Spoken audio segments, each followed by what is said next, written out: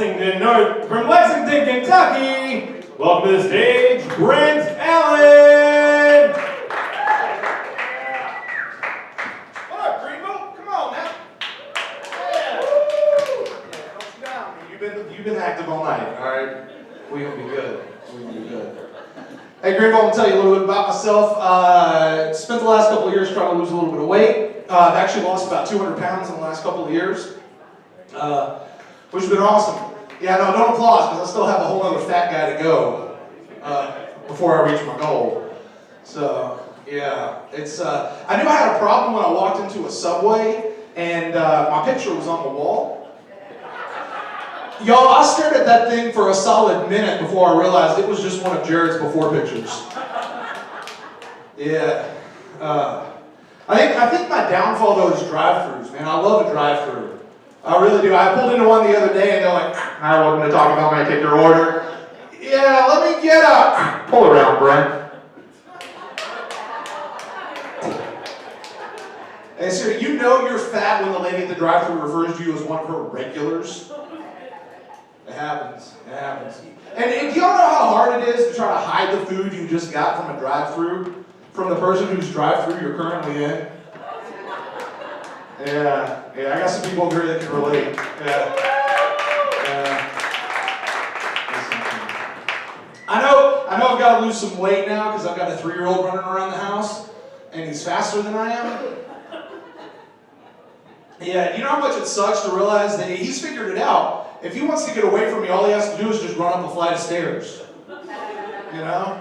Like, "Hey, boy, get back here! Get..." Shit. Stay right there while I catch my breath.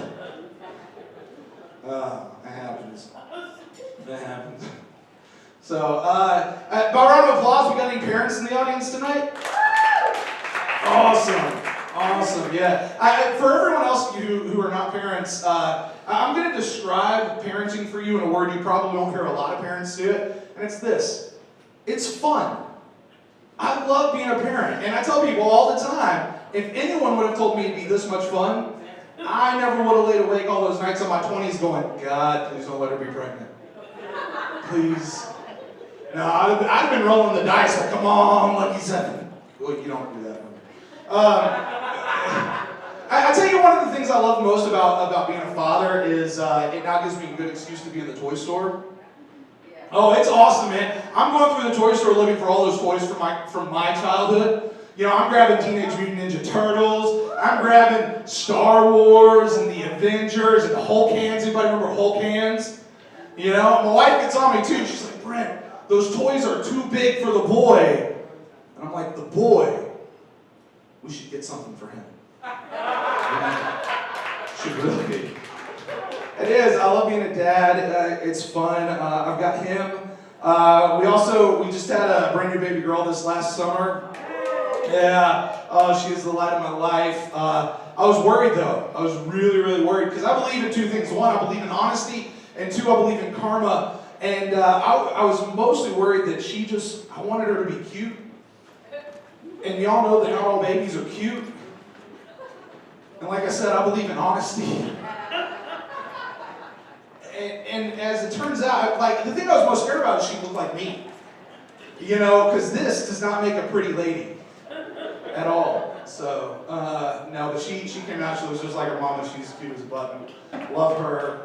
Thank you. Yeah. She's great. So, I've got the 3-year-old, I've got the baby. Those are the only 2 that I know of, to be honest with you. Give a little bit of advice to anybody who may be looking at having kids one day, because statistically speaking, most of us will have children, and some of us will actually do it on purpose. It's this: you need to work on your reflexes. And I'll tell you what I'm talking about. A couple years ago, I had the boy up on a changing table, and I was changing his diaper, and I reached over here to grab a new diaper, and he does this ninja kick backflip thing off the edge of the changing table. The scariest moment of my entire life. But those reflexes kicked in, and I reached over and I grabbed him by his ankle as he was going towards the floor. This was the coolest moment of my life, y'all. Oh, testosterone starts flowing through my body. I had 3 new chest hairs burst. It was great. I held him up and I said, "Yes, son, I am your father. But I should not be shaking you, should I?" 3 years later, we're in the hospital and the baby girl is born, and they tell me, "Whatever you do, don't shake the baby." Don't shake the baby. Relax, that was a joke. No need to call services or anything. So, I gotta tell you, it's stories like that, though, that are partially true. That I got a letter in the mail this past year that said I was a candidate for the Father of the Year award. Which was awesome. Never mind the fact that it was written in crayon. Yeah. I opened it up, it was really cool too. It said, "Dear Dad," and Dad was spelled D-D-A.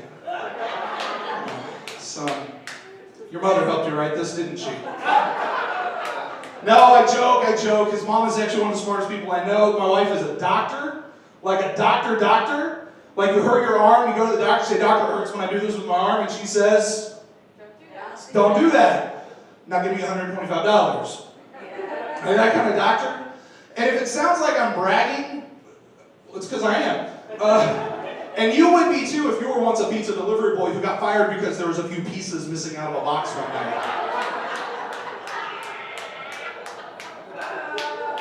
I'm married up, y'all, that's all I'm saying. I'm married up.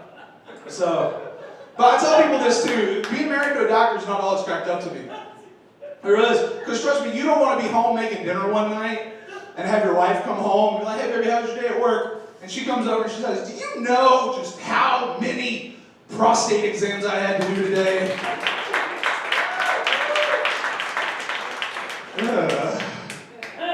Well, dinner's about ready, babe. You want to go wash your hands?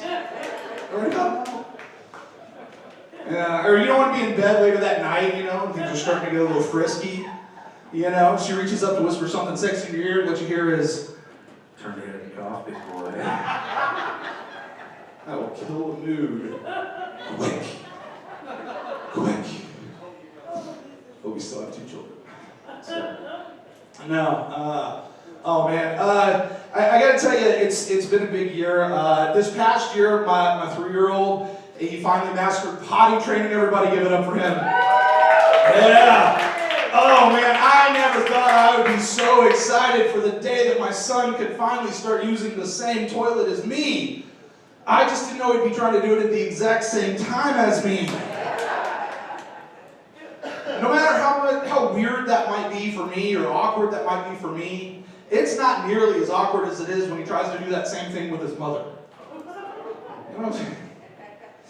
He tries to pee at the same time as his mom. It doesn't work.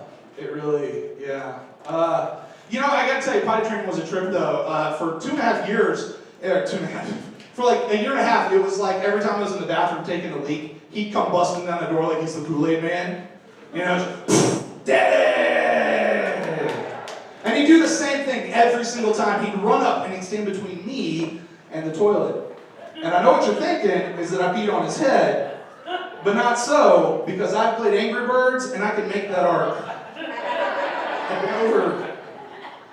It wasn't always that good though, people. It really wasn't. When I first started, he'd run right in and he'd grab the edge of the toilet, and the stream was already established, and he leans in.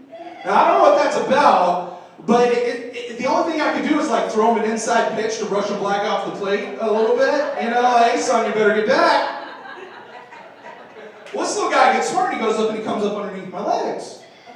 Now ladies, I don't know if I can explain to you just how weird and off-putting it is to feel the soft, feathery, curly locks of your own child's hair brush up against your undercarriage. But I promise you, you will jump every single time. And then you pee on his face. And you have this thought, I bet they don't give out Father of the Year awards when you've teabagged your only kid. Folks, I'm Brent Allen. That's going to be my time for tonight. Keep it going for Brent Allen. Our next comedian once went to a sex addict meeting because they were triggers. Welcome to the stage, Karen Ready Locks Iverson.